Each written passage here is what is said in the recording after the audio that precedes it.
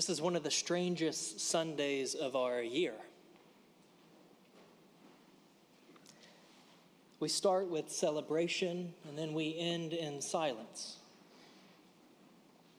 Palms in one hand and hammer and nails in the other, shouts of Hosanna drowned out by the cry to crucify him. It's disorienting. It's supposed to be.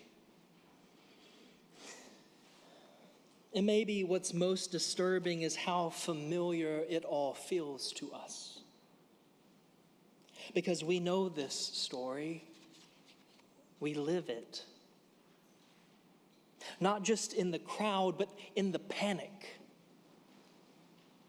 In the scramble to hold things together, to watch something transpire, and then to feel powerless to do anything about it. Simply watching. Anxiously trying to hold things together. The need to do something, the need to do anything to make it make sense. Everyone is scrambling in today's gospel. Everyone. Everyone is playing some role. Everyone is taking up some role. Peter, trying to be the hero. Pilate, the compromising politician. The crowd turned into a mob. The soldiers, well, they were just doing their job. The disciples, arguing over who is the greatest after all. Barabbas walks free. Jesus gets the cross. Everyone's in motion. Everyone has lost their mind. Everyone is performing. Everyone's performing. Except Jesus.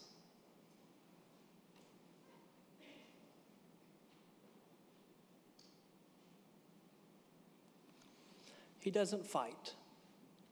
He doesn't argue. He doesn't need to.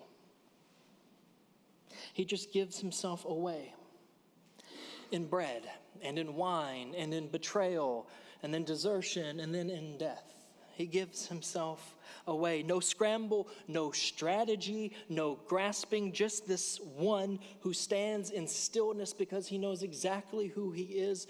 The one, we are told, has the very mind of God. That's probably what is most disorienting about all of this. The calm of one amid the frenzy of us who want to take up performing. Because if we're honest, so much about what we do in religion, so much of what we do in society is a kind of performance. It's this desperate attempt to be useful to God. To fight for the right side. To do the heroic thing. To be innocent or righteous. Or at the very least to be on the right side of history. Because most of us, we would rather do something. We would rather be someone in that frenzy. We would rather be someone in this hour. We would rather be the fixer. Or we would rather be the peacemaker, or take up arms to defend the truth, or the loyal one, or the competent one, or the one that eventually will have to clean up the mess, or the good churchgoer one, or the innocent bystander one, or the liturgical purist, or the sword-wielding warrior, or the litigator, or the mourner, or the activist. We would rather do any and every role for Jesus, except the one he actually calls us to do and to be. the role of witness. The role to bear witness. In this hour, he doesn't ask us to win. In this hour, he doesn't ask us to prove anything. In this hour, he doesn't ask us to explain the suffering or defend it or even to understand it. In this hour, he asks you and he asks me to stay close and to bear witness.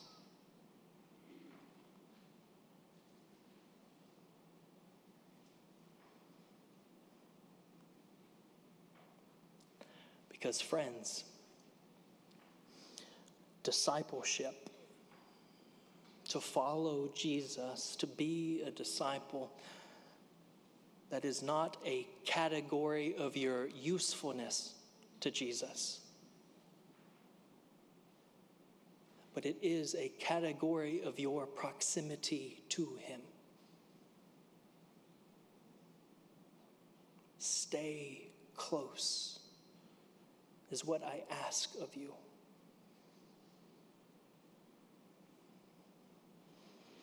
Bear witness. See what's happening. Don't look away. In fact, open yourself up to it. Stay close. That's the role I need from you in this hour. But it's harder than it sounds, especially now. Because, friends, we still live in a world that builds crosses. Quickly, quietly, building crosses. Scapegoats are still named. The vulnerable are still blamed. Violence is justified. Power protects itself. Truth gets distorted. And in a world like that, it's tempting, and understandably so, to grab a role and to play it hard, to jump in, to fix, to save the day, to either draw the sword or to wash your hands of all of this. But that is not where discipleship begins. That cannot be where discipleship begins.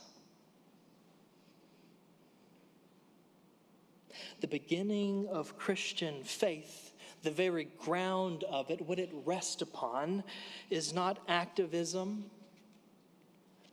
or argument or even your innocence. The ground of it is witness. Your ability to see what is taking place in front of you. It begins at the foot of the cross with Jesus, wounded, alone, and only asking one thing of us in this hour: stay close.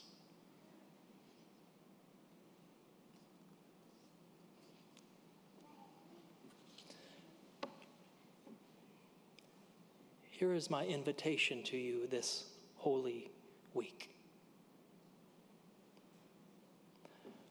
For 1 week out of this year, for 1 week,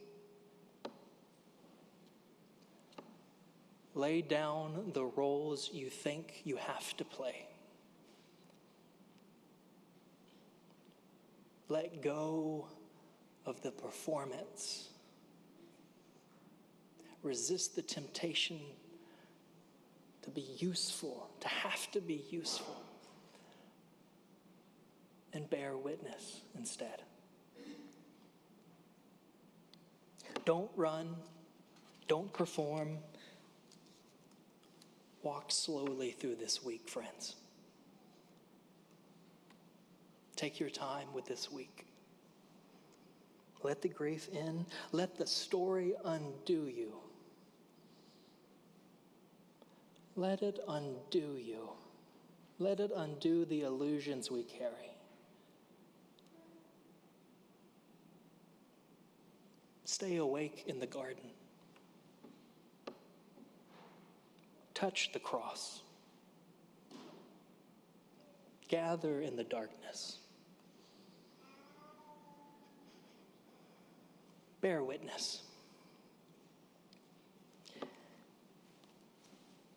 And I promise you,